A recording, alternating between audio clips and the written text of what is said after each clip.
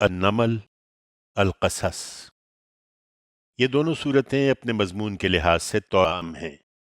دونوں کا موضوع نبی صلی اللہ علیہ وسلم اور آپ کے ساتھیوں کو تسلی اور بشارت دینا اور آپ کے منکرین کو متنبہ کرنا ہے کہ آخرت سے بے خوف اور دنیا کے عیش و آرام میں مگن ہو کر وہ جس سرکشی پر اترے ہوئے ہیں اسے چھوڑ دیں، اپنے اوپر خدا کی نعمتوں اور عنایتوں کا شکر ادا کریں اور اپنے پیغمبر کو پہچانیں۔ دونوں صورتوں میں اصل بنائے استدلال موسیٰ علیہ السلام کی سرگزشت ہے۔ اس کے علاوہ جو سرگزشتیں سنائی گئی ہیں وہ طبعاً اسی کے بعض پہلوؤں کی مزید وضاحت کرتی ہیں۔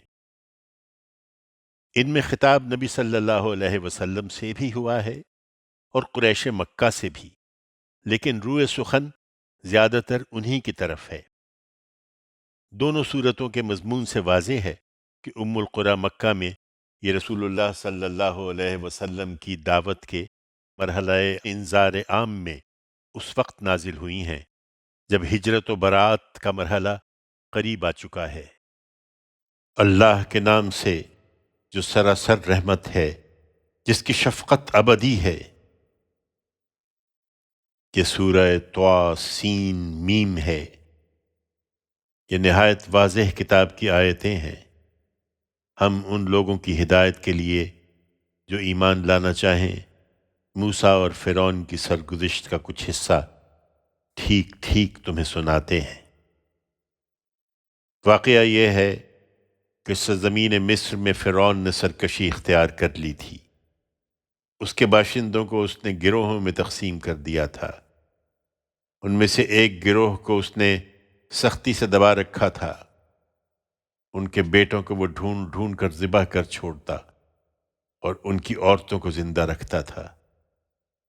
فی الواقع وہ فساد کرنے والوں میں سے تھا، اور ادھر ہم نے ارادہ کر لیا تھا کہ ان لوگوں پر عنایت کریں جو اس ملک میں دبا کر رکھے گئے تھے، اور ان کو امامت عطا فرمائیں اور انہیں ملک کا وارث بنائیں اور انہیں اس ملک میں اقتدار بخشیں، اور فرعون اور حامان اور ان کے لشکروں کو ان سے وہی کچھ دکھا دیں جس سے وہ ڈرتے تھے۔ چنانچہ موسیٰ پیدا ہوا تو بچے قتل کیے جا رہے تھے۔ ہم نے موسیٰ کی ماں کو اسی بنا پر وحی کی کہ ابھی اسے دودھ پلاؤ، پھر جب اس کی نسبت تمہیں جان کا خطرہ ہو تو اسے دریا میں ڈال دینا، اور کوئی اندیشہ اور غم نہ کرنا۔ ہم نے فیصلہ کر لیا ہے کہ اس کو ہم واپس تمہارے پاس پہنچا دیں گے اور اسے پیغمبروں میں سے ایک پیغمبر بنائیں گے۔ اس نے بالآخر یہی کیا۔ پھر فرعون کے گھر والوں نے دریا میں بہتے دیکھ کر اس کو اٹھا لیا کہ خدا کی بات پوری ہو، اور اس کے نتیجے میں وہ ان کا دشمن اور ان کے لیے باعث غم بنے۔ حقیقت یہ ہے کہ فرعون اور حامان اور ان کے لشکر بڑے خطا کار تھے کہ اپنے آپ کو تمام اختیار و اقتدار کا مالک سمجھتے رہے۔ فرعون کی بیوی نے بچے کو دیکھا تو فرعون سے کہا، یہ تو میری اور تمہاری آنکھوں کی ٹھنڈک ہے، تم لوگ اسے قتل نہ کرو۔ کیا عجب کہ یہ ہمیں نفع پہنچائے یا ہم اسے بیٹا ہی بنا لیں۔ وہ یہ باتیں کر رہے تھے اور انہیں کچھ خبر نہ تھی کہ ان کے ساتھ کیا ہونے والا ہے۔ ادھر موسیٰ کی ماں کا دل بالکل بے قرار ہو گیا۔ اگر ہم اس کے دل کو نہ سنبھالتے کہ اس کو ہمارے وعدے کا یقین رہے تو وہ اس کا راز فاش کر بیٹھتی، اور اسی بے قراری میں اس نے بچے کی بہن سے کہا کہ اس کے پیچھے پیچھے جا۔ چنانچہ وہ اجنبی بن کر اس کو دور سے دیکھتی رہی، اور فرعون کے لوگوں کو اس کی کچھ خبر نہ ہوئی۔ اور ادھر دودھ پلائیوں کے دودھ سے ہم نے موسیٰ کو پہلے ہی روک رکھا تھا۔ چنانچہ موسیٰ کی بہن وہاں پہنچی اور یہ دیکھا تو اس نے ان سے کہا، تم لوگ کہو تو میں تمہیں ایک گھرانے کا پتہ بتاؤں جو تم لوگوں کی خاطر اسے پالیں گے اور بڑی خیر خواہی سے اس کی دیکھ بھال کریں گے۔ اس طرح موسیٰ کو ہم نے اس کی ماں کی طرف لوٹا دیا کہ اس کی آنکھیں ٹھنڈی ہوں اور وہ آزردہ خاطر نہ ہو۔ اور اس لیے کہ وہ اچھی طرح جان لے کہ اللہ کا وعدہ پورا ہو کے رہتا ہے، مگر اکثر لوگ نہیں جانتے۔ فرعون کے زیر سایہ پرورش پا کر یہی موسیٰ جب اپنی جوانی کو پہنچا اور ہر لحاظ سے پختہ ہو گیا تو ہم نے اسے علم و حکمت سے نوازا۔ اچھے لوگوں کو ہم اسی طرح صلہ دیتے ہیں۔ پھر ایک دن اتفاق سے وہ ایسے وقت شہر میں داخل ہوا جبکہ شہر کے لوگ بے خبر ہوتے تھے، تو اس نے دیکھا کہ دو آدمی وہاں لڑ رہے ہیں، ایک اس کی اپنی قوم میں سے تھا اور دوسرا اس کے دشمنوں کی قوم میں سے۔ پھر اس کی قوم کے آدمی نے اس شخص کے مقابل میں اس کی مدد چاہی جو اس کے دشمنوں میں سے تھا۔ اس پر موسیٰ نے اس کے گھونسا مارا اور اس کا کام تمام کر دیا۔ یہ حرکت سرزد ہوتے ہی موسیٰ نے کہا، یہ تو مجھ سے شیطانی کام ہو گیا ہے۔ اس میں شبہ نہیں کہ شیطان ایک کھلا ہوا گمراہ کرنے والا دشمن ہے۔ اس نے دعا کی کہ میرے پروردگار، میں نے اپنی جان پر ظلم کیا ہے، سو مجھ کو بخش دے۔ تو اس کے پروردگار نے اسے بخش دیا۔ حقیقت یہ ہے کہ وہی بخشنے والا ہے، اس کی شفقت ابدی ہے۔ موسیٰ نے کہا، میرے پروردگار، یہ عنایت جو تو نے مجھ پر فرمائی ہے، اس کے بعد تو اب میں اس طرح کے مجرموں کا کبھی مددگار نہ بنوں گا۔ رات خیریت سے گزر گئی تو اگلے دن موسیٰ صبح کو ڈرتے ڈرتے کچھ ٹوہ لیتے ہوئے شہر میں داخل ہوا۔ پھر کیا دیکھتا ہے کہ وہی جس نے کل اسے مدد کے لیے پکارا تھا آج پھر اسے پکار رہا ہے۔ موسیٰ نے اس سے کہا، اب کوئی شبہ نہیں رہا کہ تم خود ایک کھلے ہوئے شریر آدمی ہو۔ پھر دونوں کو سمجھاتے سمجھاتے جب بات یہاں تک پہنچ گئی کہ موسیٰ نے ارادہ کیا کہ اب اپنے اور اس کے دشمن کو پکڑے کہ وہ بھی جھگڑنا بند کرے، تو اسے شبہ ہوا کہ یہ مجھے پکڑنا چاہتے ہیں۔ لہٰذا وہ بول اٹھا کہ موسیٰ، جس طرح کل ایک آدمی کو تم نے قتل کر دیا تھا، کیا آج اسی طرح مجھے قتل کرنا چاہتے ہو؟ تم یہی چاہتے ہو کہ اس ملک میں جبار بن کر رہو، تم یہاں مصلح بن کر نہیں رہنا چاہتے؟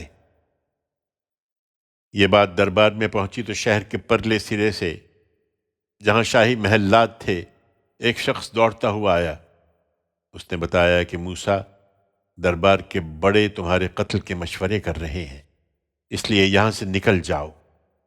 یقین کرو میں تمہارے خیر خواہوں میں سے ہوں۔ چنانچہ موسیٰ وہاں سے ڈرتا اور ٹو لیتا ہوا نکل کھڑا ہوا۔ اس وقت اس نے دعا کی کہ میرے پروردگار، مجھے ان ظالم لوگوں سے نجات عطا فرما دے۔ مصر سے نکل کر جب موسیٰ نے بالآخر مدین کا رخ کیا تو اپنے دل میں کہا، امید ہے کہ میرا رب مجھے سیدھی راہ دکھائے گا۔ چنانچہ چلتے چلتے جب وہ مدین کے کنویں پر پہنچا تو اس نے دیکھا کہ وہاں لوگوں کی ایک بھیڑ لگی ہے اور وہ اپنے جانوروں کو پانی پلا رہے ہیں، اور یہ بھی دیکھا کہ ان سے الگ دو عورتیں ہیں جو اپنے گلے کو روکے کھڑی ہیں۔ اس نے پوچھا، تمہارا کیا ماجرا ہے؟ انہوں نے کہا، ہم اپنے جانوروں کو پانی نہیں پلا سکتی جب تک یہ چرواہے اپنے جانور نہ ہٹا لیں، اور اس کام کے لیے ہمیں ہی آنا پڑتا ہے، اس لیے کہ ہمارے والد بہت بوڑھے ہیں۔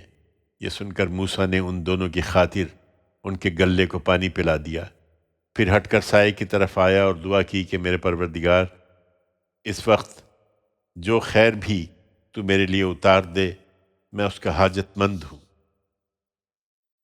پھر زیادہ دیر نہیں گزری کہ ان میں سے ایک شرماتی ہوئی اس کے پاس چل کر آئی اور کہنے لگی، میرے والد آپ کو بلا رہے ہیں تاکہ ہماری خاطر آپ نے جو پانی پلایا ہے اس کا صلہ آپ کو دیں۔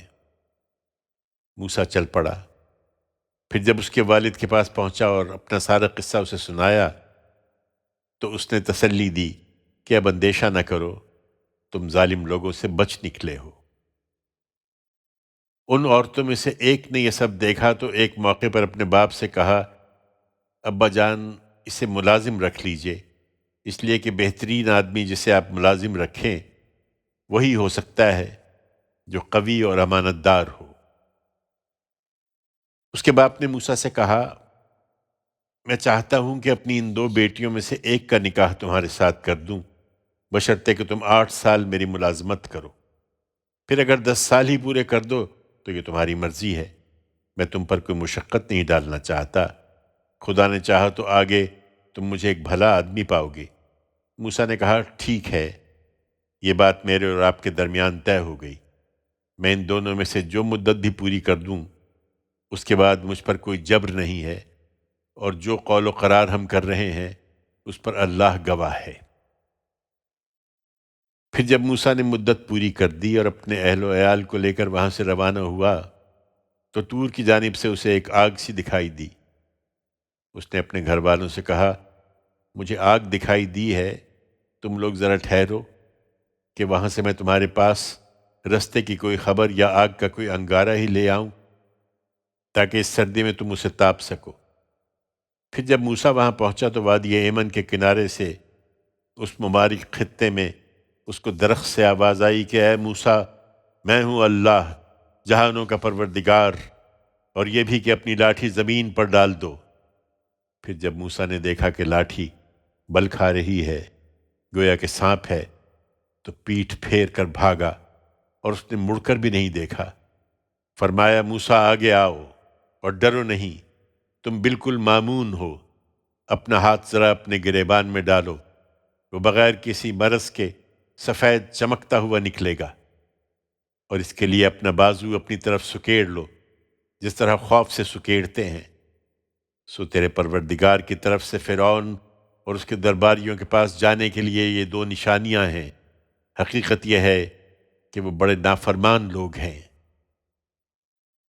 موسیٰ نے عرض کیا کہ میرے پروردگار، میں تو ان کا ایک آدمی قتل کر چکا ہوں، اس لیے ڈرتا ہوں کہ وہ مجھے مار ڈالیں گے، اور میرا بھائی ہارون، اس کی زبان مجھ سے زیادہ فصیح ہے، سو اس کو میرا مددگار بنا کر میرے ساتھ بھیجیے، وہ میری تائید کرے، مجھے اندیشہ ہے کہ وہ مجھے جھٹلا دیں گے۔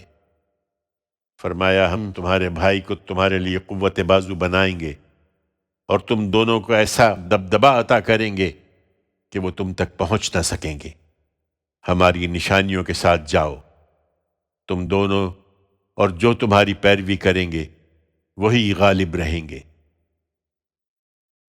پھر جب موسیٰ ہماری ان واضح نشانیوں کے ساتھ ان کے پاس آیا تو انہوں نے کہہ دیا کہ یہ تو محض گھڑا ہوا جادو ہے، اور اس طرح کی بات ہم نے اپنے اگلے باپ داداؤں میں تو کبھی سنی ہی نہیں۔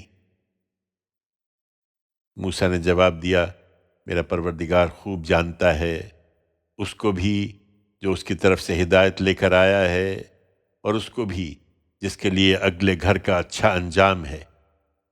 اس کے منکرین اپنی جانوں پر ظلم ڈھانے والے ہیں، اور حق یہ ہے کہ اس طرح کے ظالم کبھی فلاح نہ پائیں گے۔ فرعون نے کہا دربار کے لوگوں، میں تو اپنے سوا تمہارے لیے کسی اور معبود سے واقف نہیں ہوں، اچھا تو اے حامان تم میرے لیے مٹی کی اینٹوں کا پزاوا لگواؤ اور ایک اونچا محل میرے لیے بنواؤ تاکہ موسیٰ کے خدا کو میں آسمان میں جھانک کر دیکھوں، اور میں تو اسے ایک جھوٹا آدمی سمجھتا ہوں۔ فرعون اور اس کے لشکروں نے زمین میں ناحق گھمنڈ کیا اور خیال کیا کہ وہ ہماری طرف نہیں لوٹائے جائیں گے۔ آخر اسے اور اس کے لشکروں کو ہم نے پکڑا، پھر انہیں سمندر میں پھینک دیا، تو دیکھ لو کہ ان ظالموں کا انجام کیسا ہوا۔ ہم نے انہیں ڈھیل دی اور ایسے پیشوا بنا دیا کہ جہنم کی طرف بلاتے رہے۔ قیامت کے دن اب ان کی کوئی مدد نہ ہوگی، ہم نے اس دنیا میں ان کے پیچھے لعنت لگا دی ہے، اور قیامت کے دن وہی خوار ہونے والوں میں ہوں گے۔ اگلی بہت سی امتوں کو ہلاک کر دینے کے بعد ہم نے موسیٰ کو کتاب دی تھی، لوگوں کے لیے بصیرتوں کا سامان اور ہدایت و رحمت بنا کر، تاکہ وہ یاد دہانی حاصل کریں۔ ہم نے جب موسیٰ کو اپنے اس فیصلے سے آگاہ کیا ہے پیغمبر، تو نہ تم طور کے مغربی جانب موجود تھے اور نہ اس واقعے کو دیکھنے والوں میں شامل تھے، لیکن ہم نے بہت سی نسلیں اٹھائیں، پھر ان پر ایک زمانہ گزر گیا اور وہ ہماری یاد دہانی کو بھلا بیٹھے، تو خدا کی عنایت سے اب تم ہی یاد دلا رہے ہو۔ تم مدین والوں کے درمیان بھی موجود نہ تھے، ان کو ہماری آیتیں سناتے ہوئے، لیکن ہم فیصلہ کر چکے تھے کہ تمہیں رسول بنائیں، سو ان کے واقعات بھی سنا رہے ہو، اور تم دور کے پہلو میں بھی موجود نہ تھے جب ہم نے موسیٰ کو پکارا تھا، لیکن اپنے پروردگار کی رحمت سے تم اس سے بھی آگاہ کیے گئے، اس لیے کہ ان لوگوں کو خبردار کرو جن کے پاس تم سے پہلے کوئی خبردار کرنے والا نہیں آیا، تاکہ وہ یاد دہانی حاصل کریں۔ ہم تمہیں نہ بھیجتے اگر یہ بات نہ ہوتی کہ جو کچھ انہوں نے آگے بھیجا ہے اس کے سبب سے کوئی آفت ان پر آئے تو یہ کہنے لگیں کہ ہمارے پروردگار، تو نے ہماری طرف کوئی رسول کیوں نہ بھیجا کہ ہم تیری آیتوں کی پیروی کرتے اور ایمان والوں میں سے ہوتے۔ پھر جب ہماری طرف سے حق ان کے پاس آ گیا تو انہوں نے کہہ دیا کہ جو کچھ موسیٰ کو ملا تھا وہی اس پیغمبر کو کیوں نہیں دیا گیا؟ اس سے پہلے کیا یہ اس کا انکار نہیں کر چکے جو موسیٰ کو دیا گیا تھا؟ انہوں نے کہا کہ تورات اور قرآن دونوں جادو ہیں، ایک دوسرے کے موافق، اور کہا کہ ہم ان میں سے کسی کو بھی نہیں مانتے۔ ان سے کہو پھر خدا کے ہاں سے کوئی اور کتاب لے آؤ جو ان دونوں سے زیادہ ہدایت بخشنے والی ہو، میں اس کی پیروی اختیار کر لوں گا اگر تم سچے ہو۔ اب اگر وہ تمہاری یہ بات قبول نہ کریں تو جان لو کہ وہ صرف اپنی خواہشوں کے پیرو ہیں، اور ان سے بڑھ کر کون گمراہ ہوگا جو خدا کی طرف سے کسی ہدایت کے بغیر اپنی خواہش کے پیرو بنے ہوئے ہیں۔ اس طرح کے ظالم لوگوں کو اللہ ہرگز راہ نہ دکھائے گا۔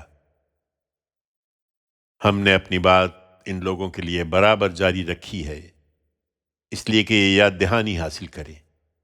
پھر یہ بھی حقیقت ہے کہ جن کو ہم نے اس سے پہلے کتاب دی تھی وہ اس قرآن کو مانتے ہیں، اور جب یہ انہیں سنایا جاتا ہے تو کہتے ہیں کہ ہم اس پر ایمان لائے ہیں۔ اس میں شبہ نہیں کہ یہ ہمارے پروردگار کی طرف سے حق آیا ہے۔ حقیقت یہ ہے کہ ہم تو اس کے اترنے سے پہلے ہی اس کو مانے ہوئے تھے۔ یہی لوگ ہیں کہ ان کی ثابت قدمی کے صلے میں انہیں ان کا دوہرا اجر دیا جائے گا۔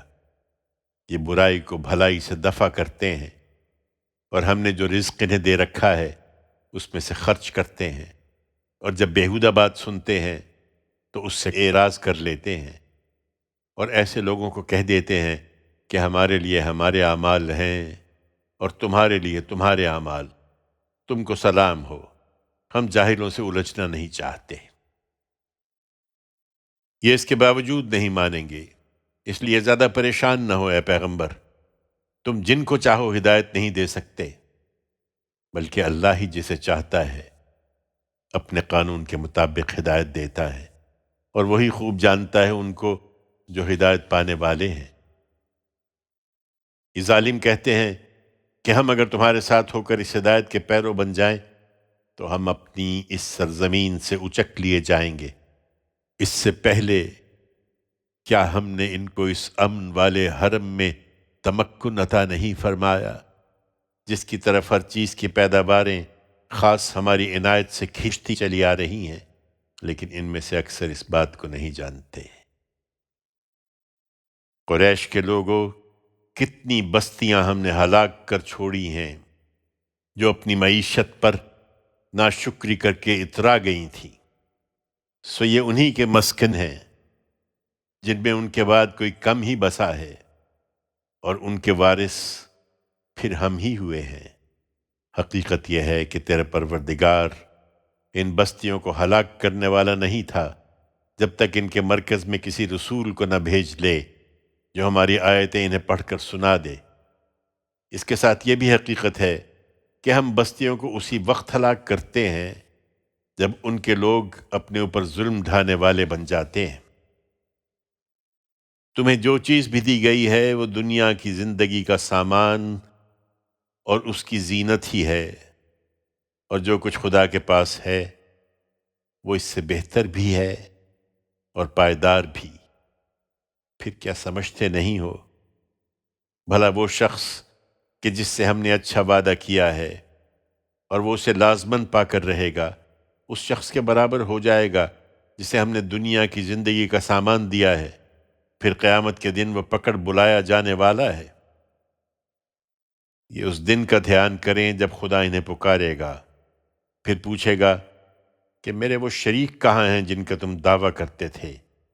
ان کے زعما جن پر بات پوری ہو چکی ہوگی، اس اندیشے سے کہ تمام ذمہ داری کہیں ان پر نہ ڈال دی جائے، فوراً بول اٹھیں گے کہ ہمارے پروردگار، یہ لوگ جنہیں ہم نے بہکایا، انہیں ہم نے اسی طرح بہکایا ہے جس طرح ہم خود بہکے تھے۔ تیرے حضور ہم ان سے برات کرتے ہیں، یہ ہم کو نہیں پوچھتے تھے۔ اس وقت کہا جائے گا، اچھا اب اپنے شریکوں کو بلاؤ۔ سو گھبرا کر انہیں بلائیں گے، مگر وہ انہیں جواب نہ دیں گے اور یہ اپنا عذاب دیکھ لیں گے۔ اے کاش یہ ہدایت اختیار کرنے والے ہوتے۔ اور اس دن کا دھیان کریں جب خدا انہیں پکارے گا، پھر پوچھے گا کہ تم نے رسولوں کو کیا جواب دیا تھا، تو اس دن ان کی سٹی بھول جائے گی، پھر آپس میں بھی کچھ نہ پوچھ سکیں گے۔ ہاں، جس نے توبہ کی اور ایمان لایا اور اچھے عمل کیے، اسے توقع رکھنی چاہیے کہ اس دن وہ فلاح پانے والوں میں سے ہوگا۔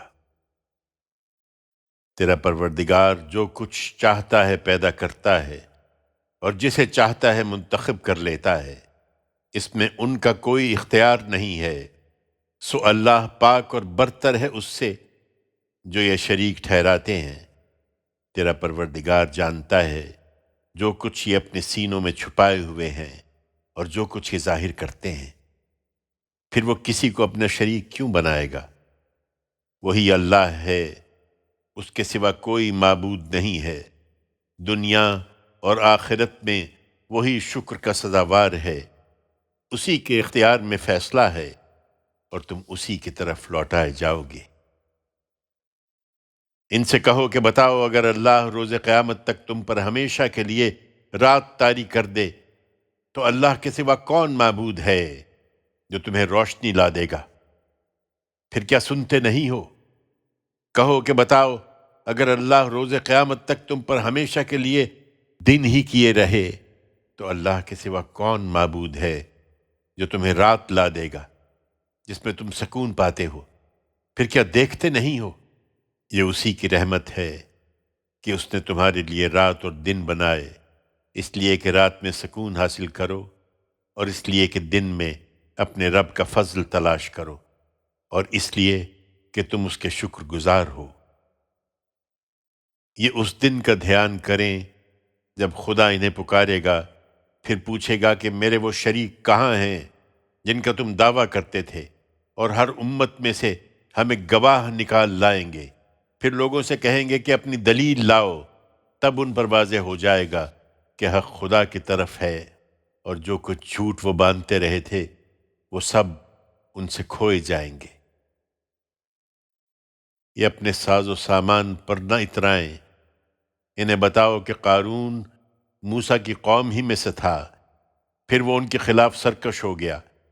ہم نے اس کو اتنے خزانے دے رکھے تھے کہ ان کی کنجیاں کئی طاقتور مردوں کی جماعت بھی مشکل ہی سے اٹھا دی تھی۔ جب اس کی قوم کے لوگوں نے اسے نصیحت کی کہ اتراؤ مت، اس لیے کہ اللہ اترانے والوں کو پسند نہیں کرتا، اور جو کچھ خدا نے تمہیں دے رکھا ہے اس میں آخرت کے گھر کے طلبگار بنو، اور اس دنیا سے اپنا حصہ وہاں لے جانا نہ بھولو، اور جس طرح خدا نے تمہارے ساتھ احسان کیا ہے اسی طرح تم بھی دوسروں کے ساتھ احسان کرو، اور زمین میں فساد کے خواہاں نہ ہو، اس لیے کہ اللہ فساد کرنے والوں کو پسند نہیں کرتا۔ اس نے جواب دیا، یہ سب تو مجھے میرے ذاتی علم کی بنا پر ملا ہے۔ کیا وہ نہیں جانتا تھا کہ اللہ اس سے پہلے کتنی ہی قوموں کو ہلاک کر چکا ہے جو قوت میں اس سے بڑھ کر اور جمعیت میں اس سے کہیں زیادہ تھیں؟ اس طرح کے مجرموں سے تو ان کے گناہوں کے بارے میں سوال بھی نہیں کیا جاتا۔ سو ایک دن وہ اپنی شان و شوکت کے ساتھ اپنی قوم کے لوگوں کے سامنے نکلا تو دنیا کی زندگی کے طلبگار اسے دیکھ کر کہنے لگے کہ جو کچھ قارون کو ملا ہے، اے کاش ہمیں بھی ملا ہوتا۔ اس میں شبہ نہیں کہ وہ بڑی قسمت والا ہے۔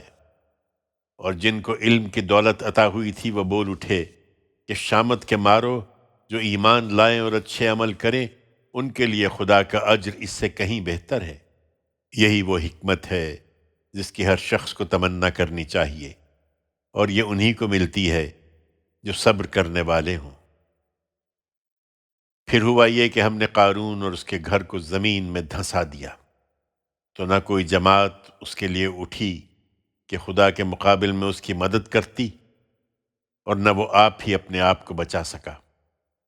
اب وہی جو کل اس کی جگہ ہونے کی تمنا کر رہے تھے پکار اٹھے، ارے یہ تو وہی بات ہو گئی جو ہمیں بتائی جا رہی تھی کہ اللہ ہی اپنے بندوں میں سے جس کے لیے چاہتا ہے روزی کشادہ کرتا ہے اور جس کے لیے چاہتا ہے تنگ کر دیتا ہے۔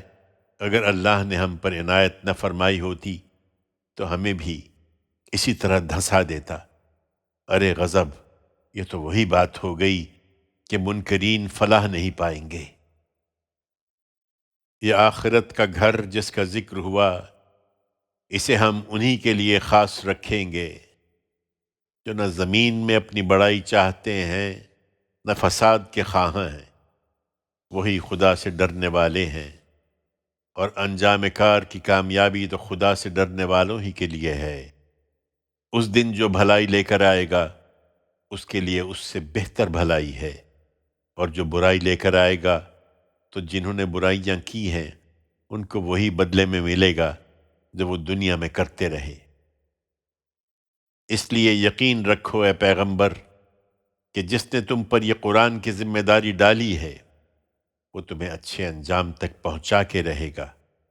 اب ان سے کہہ دو کہ میرا پروردگار خوب جانتا ہے، اس کو بھی جو خدا کی ہدایت لے کر آیا ہے اور اس کو بھی جو کھلی گمراہی میں پڑا ہوا ہے۔ تم اس کے متوقع نہیں تھے کہ تمہاری طرف یہ کتاب اتاری جائے، یہ تو محض تمہارے پروردگار کی عنایت ہوئی کہ اس نے تمہیں اس ذمہ داری کے لیے منتخب فرمایا ہے۔ اس لیے بے کم و کاست سناؤ، اور ہرگز ان منکروں کے مددگار نہ بنو، اور ایسا کبھی نہ ہو کہ یہ خدا کی آیتوں سے جبکہ وہ تمہاری طرف نازل ہو چکی ہیں تمہیں روک دیں۔ تم اپنے پروردگار کی طرف بلاتے رہو، اور ہرگز مشرکوں میں شامل نہ ہو، اور نہ اللہ کے ساتھ کسی دوسرے معبود کو پکارو۔ اس کے سوا کوئی معبود نہیں ہے، اس کی ذات کے سوا ہر چیز فانی ہے، فیصلہ اسی کے اختیار میں ہے، اور تم اسی کی طرف لوٹائے جاؤ گے۔